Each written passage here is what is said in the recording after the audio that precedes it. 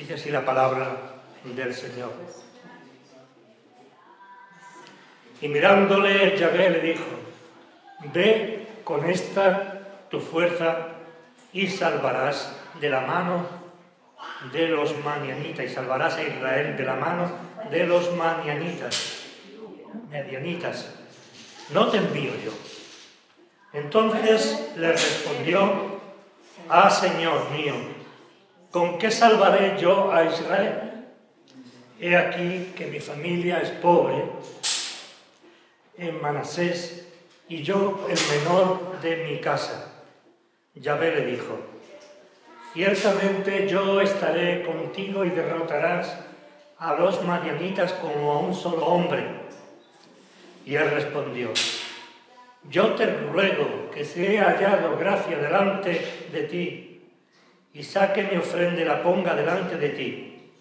Y él respondió: yo esperaré hasta que vuelvas. Y entrando Gedeón, preparó un cabrito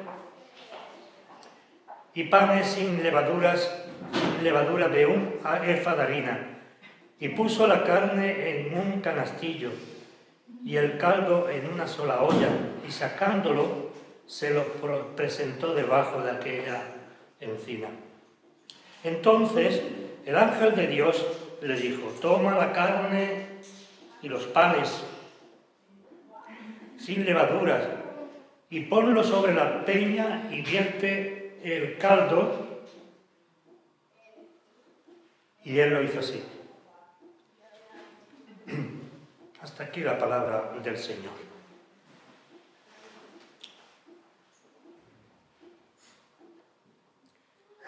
Encontramos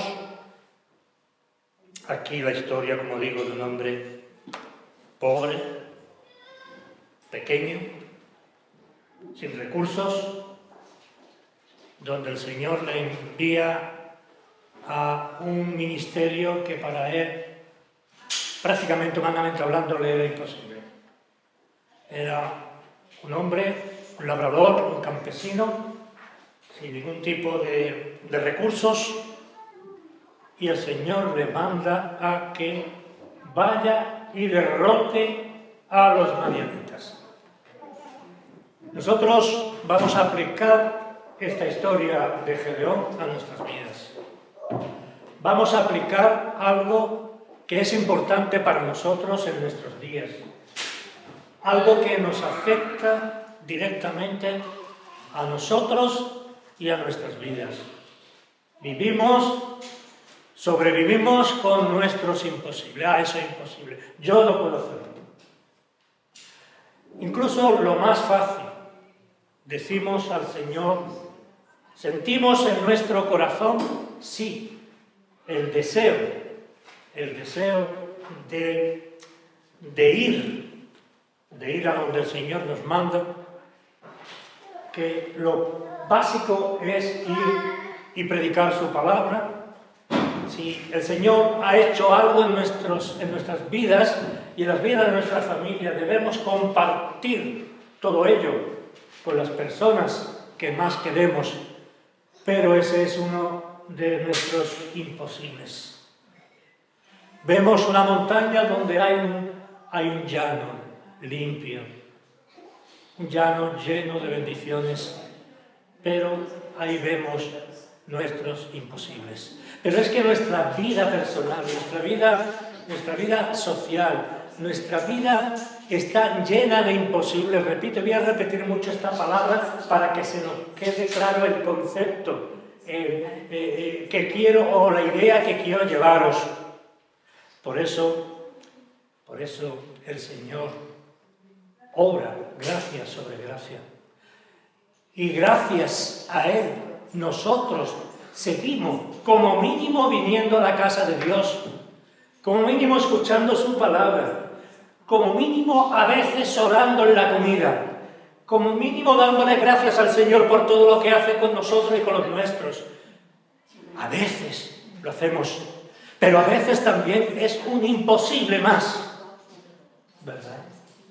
Y nosotros, al contrario de Gedeón, somos personas con conocimientos que él no tenía. Gedeón, que fue un gran hombre de Dios, no tenía nada. No tenía, como he dicho al principio, recursos.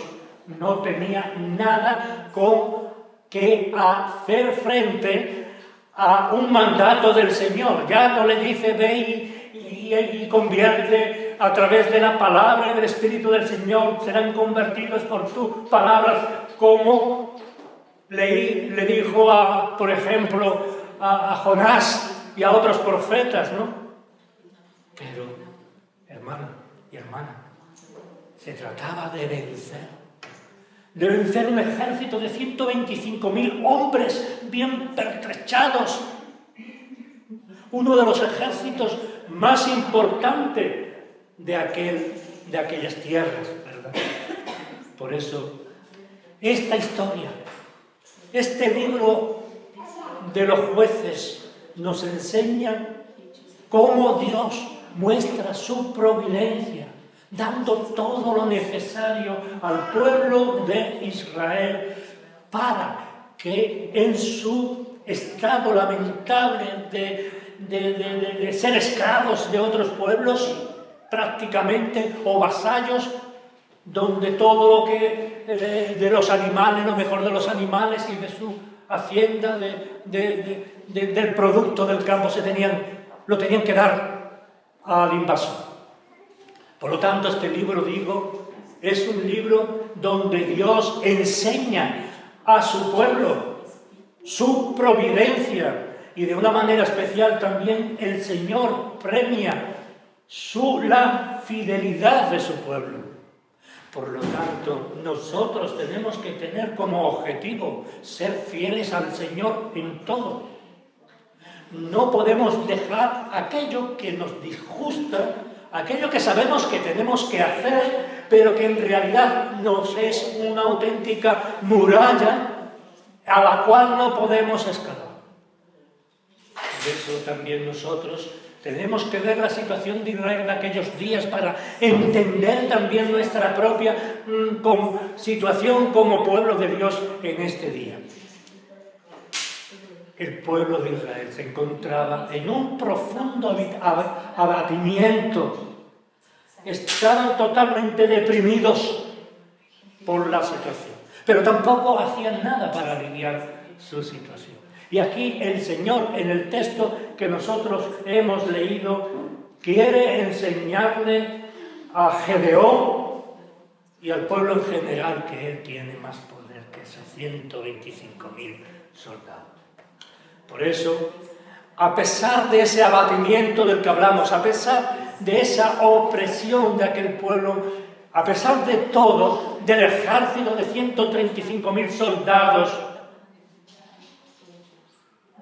y a pesar de que Israel se encontraba impotente ante ellos, a pesar de que estaban desmoralizados, y en ese momento concreto el Señor le habla a Gedeón como otros imposibles, ¿verdad? Gedeón no sabía que Dios no tiene imposibles, que el Señor es el Dios no solamente de Israel, sino de todo cuanto vive y respira, y todo más allá de lo que nosotros podemos ver a través y más allá de las estrellas. Por eso ellos no tenían posibilidades humanas, y en eso no fallaban, no tenían posibilidades humanas para hacerle frente a los madianitas. Pero ellos tenían que haber escuchado la voz del Señor. Principalmente, primero, Gedeón tenía que haber escuchado, sabiendo que aquel ángel del Señor que se le había aparecido era el mismo Dios, y que de él era toda la fuerza, todos los recursos y todas las posibilidades. El Señor tenía todo y mucho más, infinitamente más de lo que Gedeón y los madianitas podían pensar. El ángel del Señor se acercó donde estaba Gedeón, escondiendo allí en su era el trigo de los madianitas, para que no se llevasen lo mejor de su trigo, lo estaba escondiendo allá. Aquí vemos cómo el Señor oye el clamor de su pueblo, impotente ante sus enemigos. ¿Cuántas veces te has encontrado con tus imposibles y que tú has reconocido, y así es, te es imposible de superar? Pero ¿cuántas veces tú te has dirigido al Señor en oración? ¿Cuántas veces le has pedido al Señor que te ayude? Y en la medida de que lo hayas hecho o no, ahí está la victoria o nuestro fracaso. El Señor siempre está cerca, dice en su palabra. Cerca de ti, cerca de mí. Él escucha y Él oye a través del Espíritu del Señor que está en la vida del creyente el clamor de nuestra impotencia, y Él conoce nuestras imposibilidades, ¿verdad? Dios, sin embargo, en este caso tenía un proyecto para el pueblo de Israel. Tenía un proyecto para ellos, como tiene un proyecto para ti y para mí. Así de claro, tenía un proyecto de futuro para ellos. También tiene un proyecto de futuro para ti.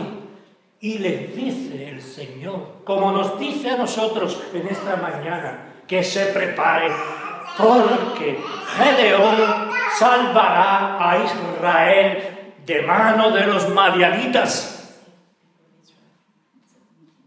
Una vez más vemos como y muchos de los enviados por Dios a cumplir una misión inhumanamente difícil, pero una misión de salvación hacia otros pueblos, ¿verdad? Ellos, los profetas, se excusan. No tengo valor. El uno llora como Jeremías, el otro pide la muerte como Jonás.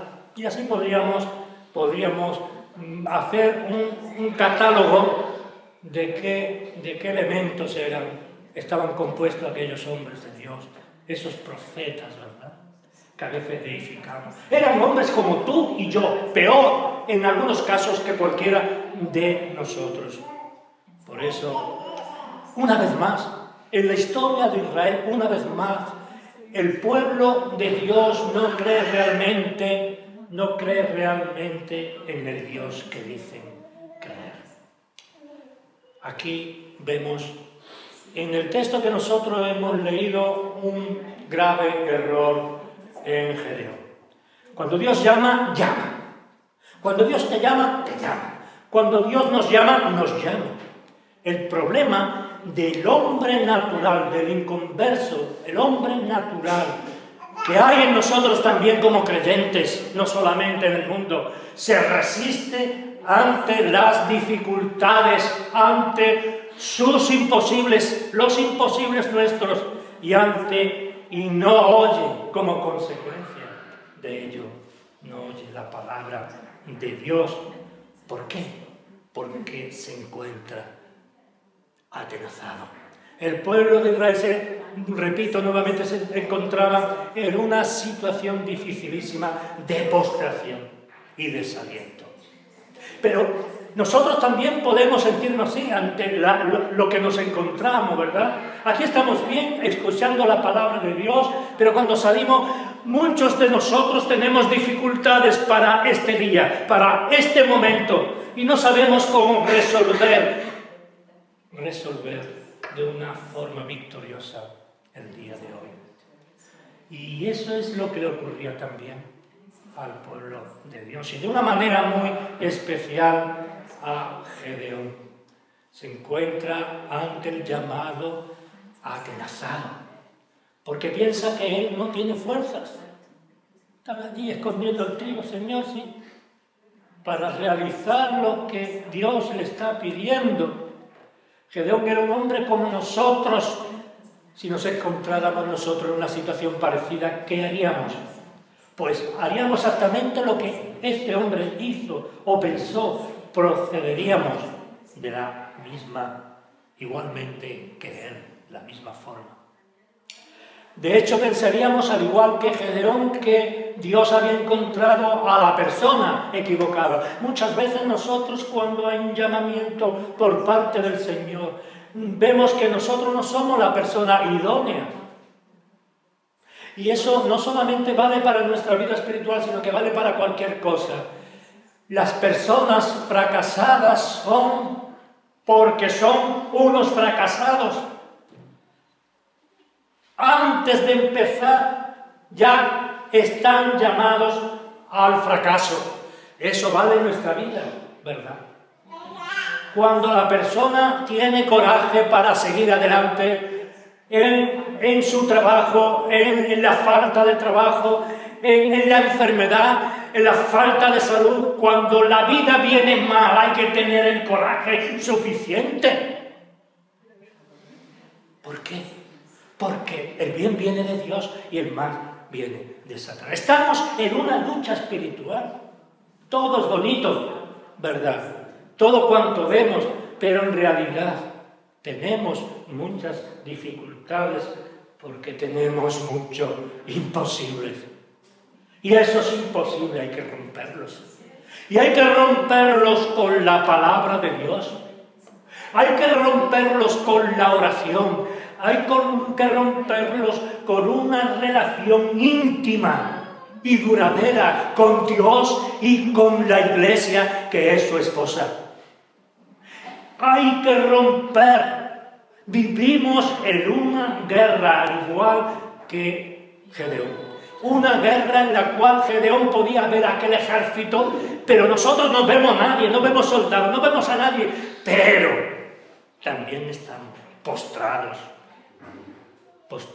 en la medida que la gracia de Dios llega a nuestras vidas, en la medida en que nosotros tenemos una relación, una comunión con Dios, en la medida en que nosotros tenemos comunión también con la Iglesia, en esa medida nos sentimos más a salvo porque el Espíritu de Dios está luchando por nosotros.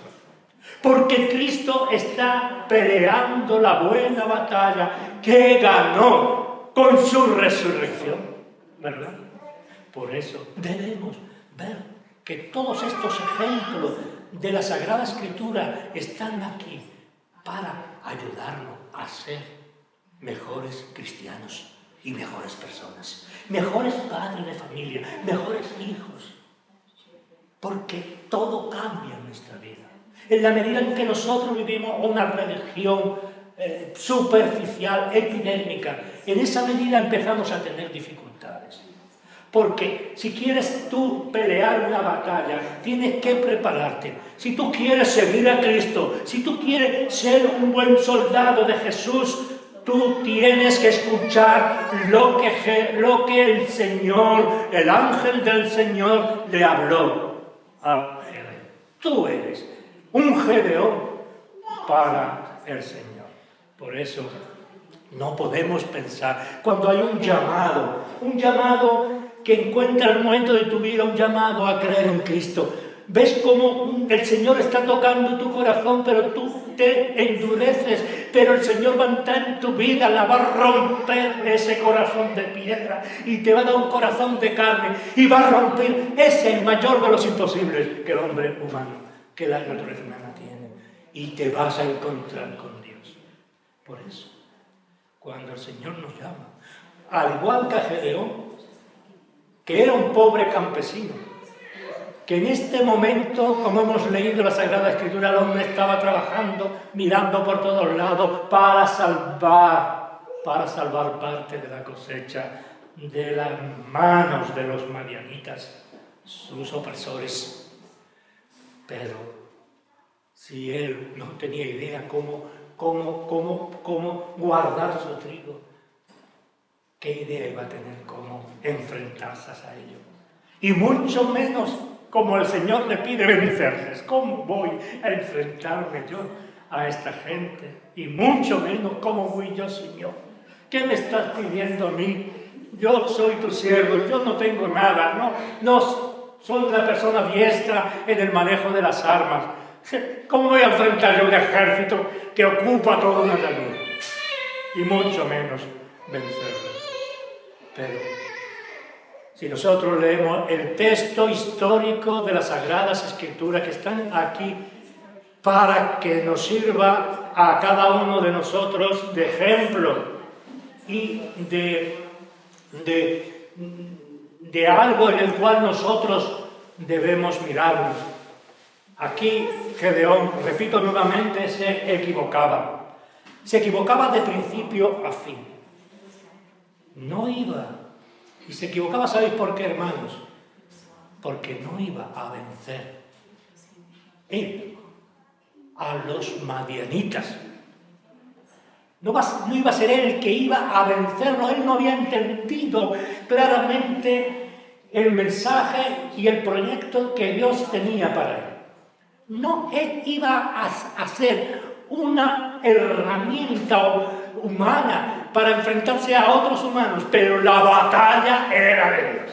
Ahí fracasamos muchas veces, porque pensamos que somos buenos porque somos buenos, porque sí, porque hay mucha gente mala y yo he procurado ser bueno y he ganado tantas batallas, yo estoy muy cerca del Señor, yo oro, etcétera, etcétera, etcétera. No eres tú, es Dios el que a través de su gracia te salvó, no porque tú eras mejor que nadie, ni mucho menos. A través de su gracia te dio el don de la salvación. Tú no podías per se, por ti mismo,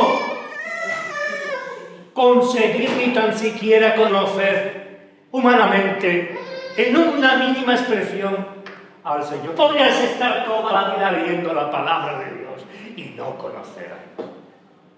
Este libro no es una novela, no es un libro, es la palabra de Dios. Por eso digo que Gedeón se equivocaba de principio a fin.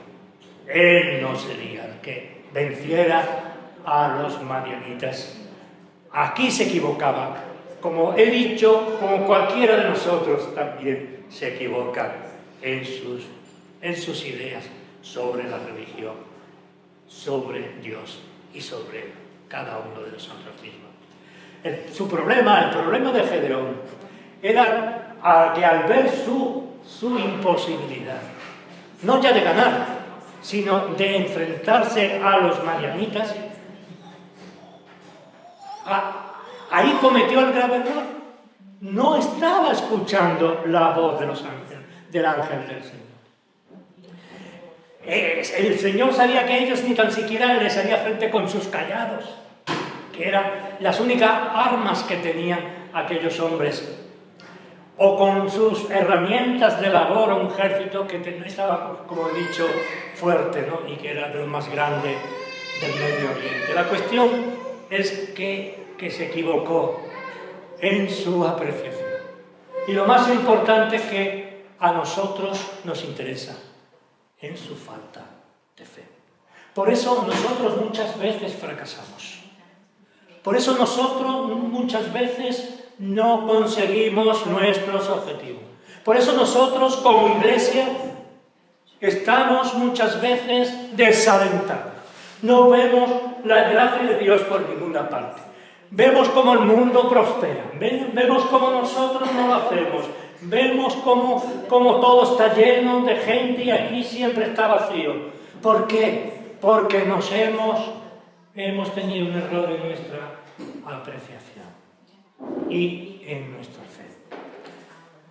Porque no conocimos realmente que el proyecto de la Iglesia debe ser el proyecto de Dios. Que tu proyecto familiar, que tu proyecto humano, que tu proyecto debe ser el proyecto de Dios, porque al final, quieras o no quieras, se va a cumplir en tu vida y en la vida de los tuyos el proyecto que Dios tiene en la vida tuya, en tu vida y en la vida de los tuyos.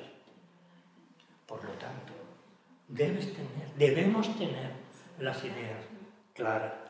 Por eso, para no fallar, para que ese proyecto se haga conforme a la voluntad de Dios, reconociendo que todo cuanto somos, que todo cuanto tenemos, que todo lo que somos es de Dios.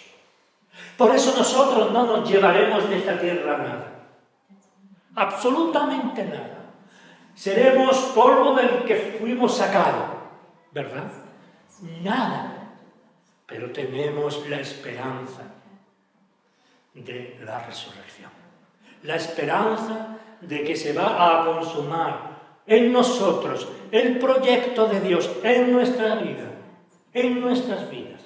Se va a consumar porque no depende, dice el Señor, del que quiere, no depende del que quiere ni del que puede, sino de Dios que tiene misericordia. Tú estás aquí por la misericordia de Dios, por eso al Señor le agrada. Y lo vemos en innumerables pasajes de la Escritura, ¿verdad? El Señor le agrada sorprendernos con la hermosura de su gracia. Al Señor le agrada. A veces hay momentos de auténtica alegría espiritual y también humana, porque el Señor está obrando el milagro. Y ahora son buenos momentos para ver la gracia de Dios en nuestras vidas. Momentos que son difíciles a nivel humano, ¿verdad? Donde no hay trabajo, donde no hay poco dinero, donde hay muchas dificultades, donde hay muchas necesidades. Ve al dador de toda gracia, porque todo lo que nosotros tenemos, todo lo que nosotros somos, viene de Dios. Nuestros hijos vienen de Dios. El dinero es un don de Dios. El trabajo es un don de Dios. La salud es un don de Dios. ¿Quién nos va a quitar todo esto permanentemente? Nadie. Nadie. A veces los momentos de dificultades en nuestra vida, como en los momentos de dificultades de todas estas personas bíblicas que los hay, para que nosotros entendamos lo que aquí esta mañana estamos diciendo, se debe a que el Señor nos prueba, nos pasa por el fuego como el oro, ¿verdad? Tiene que ser un fuego fuerte para poder trabajar el oro. Por eso, cada uno de nosotros debemos vivir esa verdad. Debemos decirle, Señor, todo es tuyo. Debemos decirle, y en estos días se está celebrando, se está recordando la reforma del siglo XVII. Todo lo que hay en esta vida, la mujer, los hijos, el dinero, todo perecerá, decía Martín Lutero, aquel monje agustino. Todo se perderá, pero el reino de Dios queda. Lo puedo perder todo esta la vida, pero el reino de Dios queda. Hombres y mujeres y niños y niñas están muriendo en estos días, no me canso de repetirlo una y otra vez. Están muriendo precisamente ahora, en este tiempo, a lo mejor en este momento. Están siendo machacados, torturados por el simple hecho de que son cristianos. Por los gobiernos árabes, no todos, pero sí algunos. Y no les importa. Y gritan a sus padres, no reniegue de Cristo. Que vamos a violar a la hija. Y la hija le dice al padre, no, papá, no reniegue de Cristo. Y en estos años que llevamos del 2000, ¿verdad? En todos estos años muertos más cristianos que en toda la historia de la Iglesia. Que los 2000 últimos años de historia de la Iglesia, ¿verdad? Es inconcebible en una sociedad moderna, en una sociedad que el mundo se la prometía muy feliz. El Señor tiene que ayudarnos a seguir adelante, pedirle. El motivo de hablar de todo esto es la oración, pedirle al Señor en oración. Si cada uno de nosotros viviéramos estas verdades de las que nosotros estamos hablando en esta mañana, seguro que nos evitaríamos muchas y muchas decepciones. Por eso, a Moisés, fijaos bien, vamos a mirar algunos de los, para ir acabando. A Moisés le propuso liberar a 2 millones de personas esclavas del egipcio para tomar posesión de una tierra que estaba en posesión de pueblos enemigos y guerreros. Señor, yo que soy tartamudo, ya te proveeré yo. ¿Quién puede hablar por ti? Este desierto, Señor, 40 años para acá y para allá sin salir del Sinaí, ¿qué pasa con tu promesa? Yo te daré la tierra donde fluye leche y miel. Fijaos bien que también a Josué le encomendó tomar una ciudad rodeada por murallas, con coritos, cantando coritos e himnos. Y las murallas de Jericó cayeron ante el poder de Dios. A Jonás le envió a predicar el arrepentimiento a una ciudad que no quería, que aborrecía aquella ciudad y aquella gente, ¿verdad? Y que era imposible, era como, por ejemplo, y permitirme que me perdonen mis hermanos catalanes, yo soy catalán, soy español y soy malagueño, pero me he tirado 35, casi 40 años en Cataluña, por lo tanto, me siento también catalán y andaluz. Era como si el Señor te dijera, ve a Cataluña y empieza a enseñarle castellano a la gente, ¿no? Ahí del Pirineo perdido. Pero si ya son posibles, Señor. ¿Cómo me pasa? Ahora yo estoy contrario a ellos. No los quiero. Es lo que le dijo a Jonás. ¿Verdad? Señor, ¿por qué me mandas a Nínive? A predicar el arrepentimiento a esta gente. A una ciudad que él mismo, repito nuevamente, aborrecía y que pretendía esa ciudad ser la más grande del mundo. ¿Qué le dice a sus discípulos y qué nos dice a nosotros? Les dio la misión de conquistar el mundo, de conquistar el mundo para el Evangelio. Ellos fueron y conquistaron el mundo que en aquella época era el Imperio Romano. Era el mundo conocido, ¿verdad? Y conquistaron el imperio para Cristo.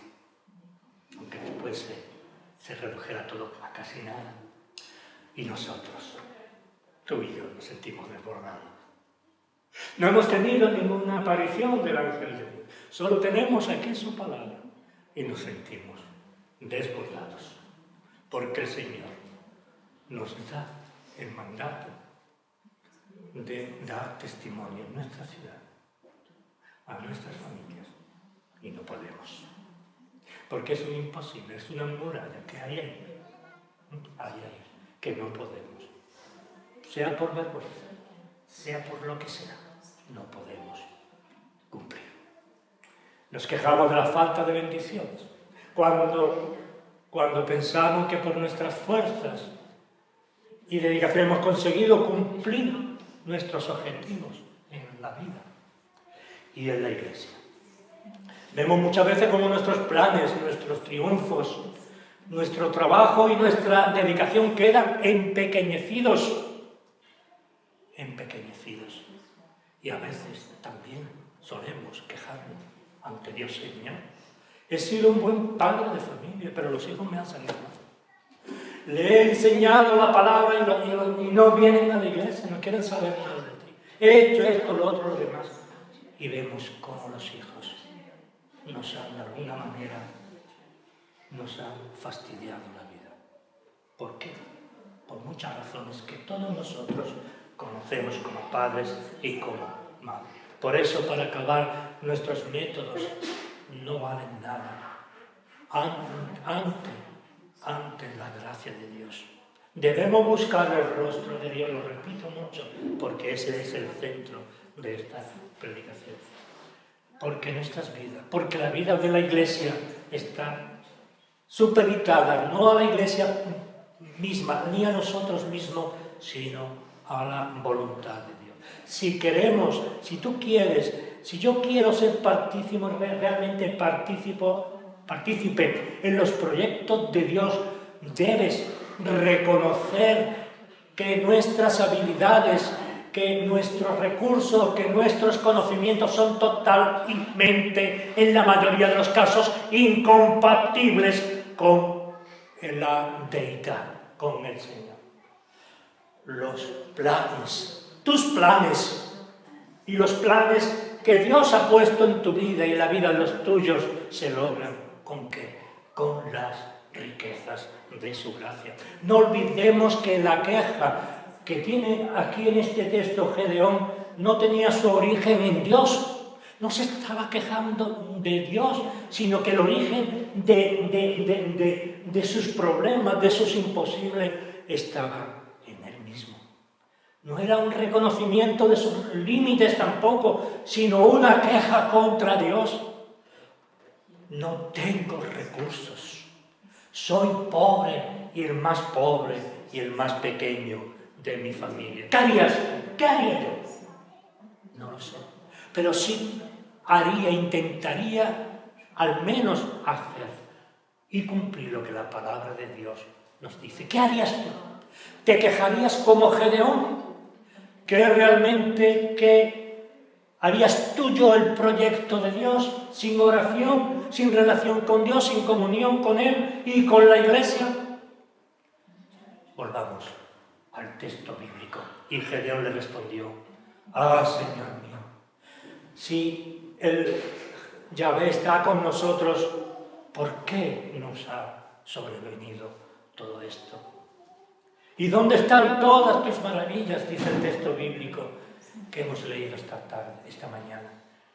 ¿Y dónde están todas tus maravillas que nuestros padres nos han contado diciendo: no nos sacó el Señor de la tierra de Egipto y ahora el Señor nos ha desamparado y nos ha entregado en manos de nuestros enemigos los madianitas? Y mirándolo, el Señor le dijo: ve con esta tu fuerza y salvarás a Israel con tus fuerzas. Ve con tus fuerzas y salvará a Israel de la mano de los madianitas. No te envío yo, ve, no te envío yo, dice el Señor. Él entonces le respondió: Señor mío, ¿con qué salvaré yo a Israel? He aquí que mi familia es pobre en Manasés y yo soy el menor de la casa de mis padres. Y el Señor le dijo: ciertamente yo estaré contigo. Y derrotarás a los madianitas como a un solo hombre. Esa es la verdad de Dios. Esa verdad la llevó hasta sus últimas consecuencias Gedeón. Esa verdad puede ser también tuya. No la verdad cualquiera, sino la verdad de Dios también puede ser tuya, en tu vida y en tu corazón. Y en el corazón mismo de tu familia. Y todo cuanto hagas, serás vencedor de todo cuanto hagas. ¿Por qué? Porque, repito nuevamente, el proyecto de tu vida es un proyecto de Dios. Es un proyecto hermoso para Dios, para que sus hijos, en el fin de nuestra vida, volvamos a Dios. Y no miremos tanto el presente, que hay que también mirarlo, sino mirando hacia atrás. De cómo éramos cuando éramos pequeños y cómo somos ahora. ¿Qué tenemos hoy que antes no teníamos? ¿Cuántas bendiciones, Señor, nos ha dado en medio de la tormenta de nuestra vida? ¿Cuánto es imposible que a veces ni tan siquiera nosotros nos hemos dado cuenta? Ha roto el Señor y han sido hechos posibles por su gracia y por su amor, por su gracia hacia ti, por su amor hacia ti y hacia cada uno de nosotros y hacia los nuestros. En su nombre damos las gracias. Amén.